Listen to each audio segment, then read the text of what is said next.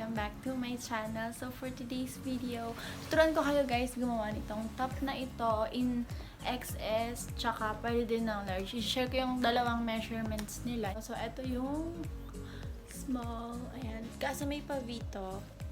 Ayan, tapos pa-puffs yung sleeves. Tapos ito yung large, pinagawa ni Ate Kat sa akin.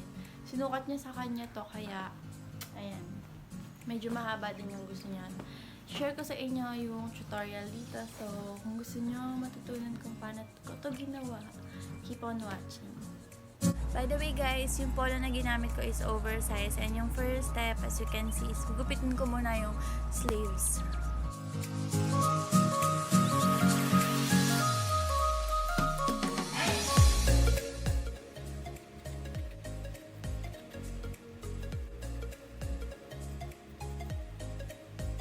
So, after nung dalawang sleeves, ito na yung kinalabasan. And then, ginugupit ko lang yung upper part kasama yung collar niya.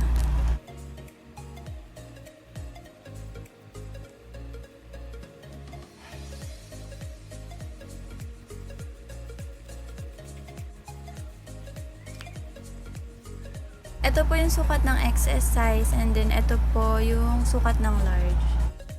And then, ito po yung lower part ng polo. Ginugupit ko lang po siya kasi medyo mahaba po. Tapos guys, ito po yung sa sides. Meron na pong lines kasi nasukatan ko na siya and gugupitin ko na lang po both sides.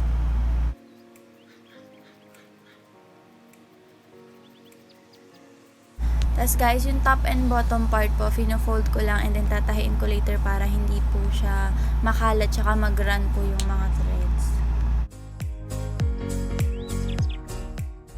Tapos, ito po yung closer look after ko ma-fold tapos ma-pin.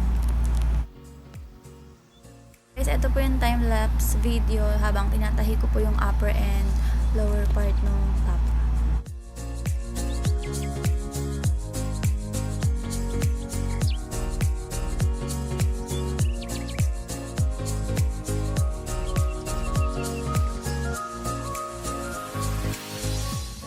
Guys, ito naman po yung sa sides. Nag-straight stitch lang po ako tapos nag-zigzag sew para hindi masyadong messy po yung tahi. So, sa sleeves naman po tayo mga sis. Ayan, ginugupit ko lang yung part na matigas para pag tinahi hindi masyado mahirapan yung makina.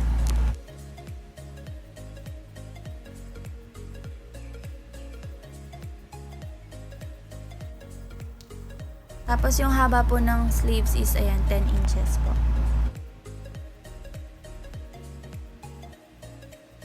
And then ginawa ko din po siya sa kabilang sleeves. Next step po is yung sa strap, ayan po yung nakabilog. So yung excess po sa sleeves kanina, tinanggal ko lang po yung part na yan.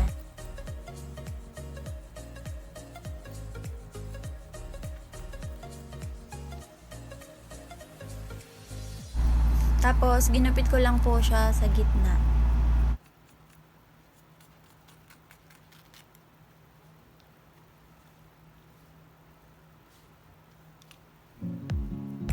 Tapos, 6 inches po yung sinukat ko na size.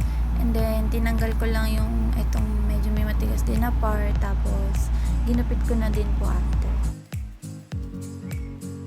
Tapos, inulit ko lang po yung step sa kabilang side. Kaya, nagkaroon ako ng dalawang ganyan. Tapos, gugupitin ko lang po sila pareha sa gitna para magkaroon po ako ng 4 na strips. Then, yung next step po, ipagpapatungin lang natin sila. Tapos, isusong natin sila sa pinaka-side dito.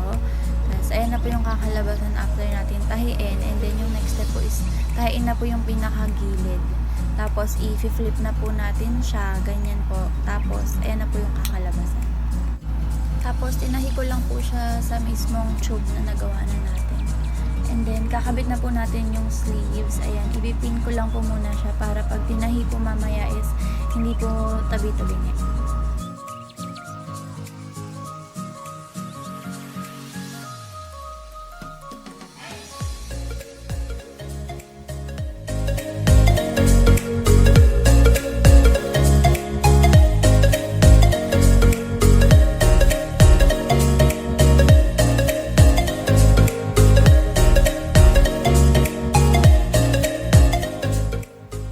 ito po, ipagkikis ko lang din po yung both outside na fabric and then tatahiin ko na din po siya.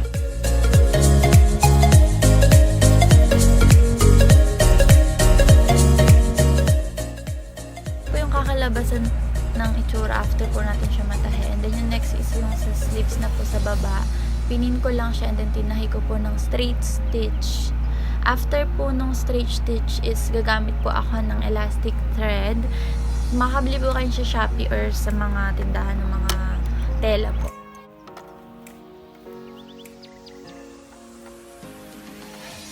Ang outside na tela po yung tinatahi ko para yung thread po na lalabas is yung black thread, hindi po yung elastic thread. So, ito po yung before, tapos ito na po yung after malagyan ng elastic thread.